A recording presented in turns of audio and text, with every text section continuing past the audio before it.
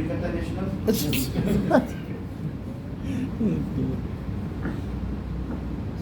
Bismillahirrahmanirrahim. Alhamdulillah.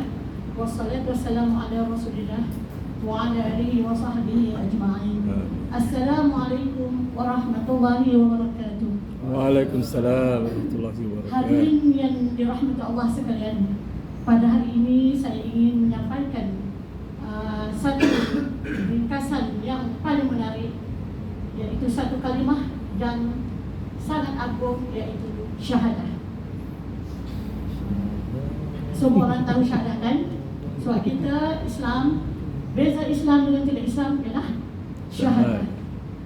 Seperti juga sahabat saya tadi di kalangan penggerak masyarakat orang asli. Saya pun sebelum ke JAKIM, saya penggerak masyarakat orang asli 24 tahun. Bergelombang dalam kampung orang asli. Islam itu tak salah cakap lah. Berbagai Islamnya pelbagai cara. Datang untuk menyerah diri untuk masuk Islam pun ada. Datang dalam keadaan yang uzur yang tak meninggal pun ada. Pengalaman yang tidak dapat dilupakan. Bagi saya lah, apabila 3 pengalaman yang paling saya tidak boleh lupakan, iaitu diferensi bilik mayat apabila mualaf Cina meninggal aksiden, maka keluarga dia semua datang yang tak Islam. Bagi tahu saya, Ustazah telefon pejabat agama, Ustazah datang untuk jenazah forensik. Sebab keluarga dia yang tak Islam nak ambil mayat anak dia. Jadi saya pergi. Saya takut, saya tengok ramai, tapi saya tak apa, gagahkan, beranikan diri.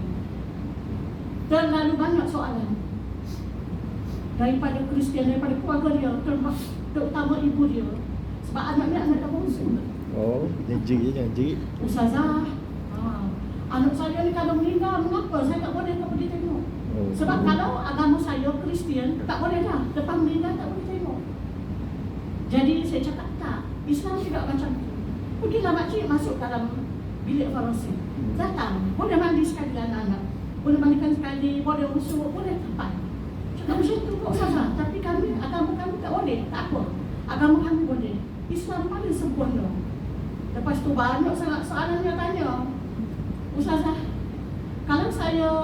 kalau anak saya meninggal dalam kubur, macam mana anak saya nak makan?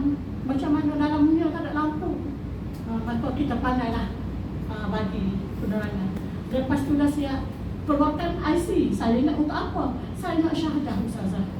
Itulah syahadah yang paling Allah bukakan pintu hati kepada dia. Itulah. Okey, itu pertama. Walaupun masa dah habis, tapi yang satu lagi saya minta. Satu lagi. Boleh. Apabila saya dapat telefon yang orang asli di Ulu Selangor dah meninggal kerana apa yang nak meninggal? Kerana dia kanser tahap 4, tahap 4. Ustazah, saya nak syahadah. Saya pergi. Syahadah petang ni, pukul 3 malam, hospital call, Ustazah telah meninggal. Allah.